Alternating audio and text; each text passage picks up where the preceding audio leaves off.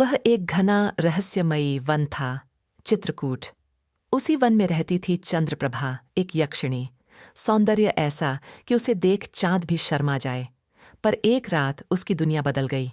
एक घायल इंसान, राजकुमार आर्यन, शिकार करते हुए झरने के किनारे गिर पड़ा था। चंद्रप्रभा ने उसे देखा और जैसे किसी अनदेखे बंधन से खिंचती चली गई।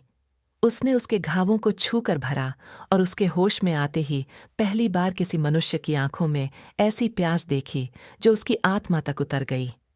आर्यन, धीरे से, तुम कौन हो? ऐसा लगता है जैसे मेरी आत्मा ने तुम्हें कहीं पहले जाना है।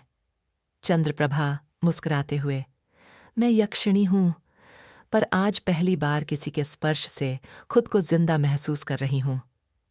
प्रेम गहराने लगा। दिन बीते, रातें मीठी होने लगीं। वो दोनों रोज मिलने लगे, एक झरने के पास, जहां चंद्रप्रभा ने फूलों की झोंपड़ी बना ली थी। एक रात थी पूर्णिमा की। चांद आसमान से उतरता सा लग रहा था। चंद्रप्रभा चांदी जैसी साड़ी में झील किनारे खड़ी थी। उसके खुले बाल हवा में उड़ रहे थे। आर्यन उसकी ओर बढ़ा और उसके पीछे से धीरे से गले में बाहें डाल दीं। आर्यन, तुम्हारे बालों की खुशबू में मैं अपना होश खो देता हूं। चंद्रप्रभा धीरे से सांस लेकर, आज मुझे मत रोको, मुझे अपना बनने दो, पूरी तरह। आर्यन ने उसके चेहरे को अपने हाथों से उठाया। उनकी आंखें एक दूसरे में समा गईं। चंद्रप्रभा ने उसकी गर्दन पर होंठ रख दिए और फिर आर्यन ने उसके होंठों को चूम लिया, धीरे, गहराई से, जैसे उस एक चुंबन में उनकी आत्माएं मिल रही थीं। उनके कपड़े खुद ब खुद फूलों पर गिरने लगे। चंद्रप्रभा की गर्म सांसें आर्यन की छाती से टकराईं। तुम मेरे पहले प्रेम हो और अंतिम भी, उसने फुसफुसाया।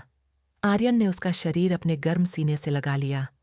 उनके बदन एक दूसरे में उलझते चले गए। उस झरने के पास फूलों की उस कुटिया में उनका पहला मिलन हुआ। वो न सिर्फ शारीरिक था, बल्कि आत्माओं का एक पवित्र संगम था।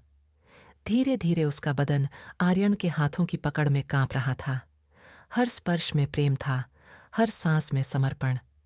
चंद्रप्रभा की साड़ी फिसलकर जमीन पर गिर चुकी थी।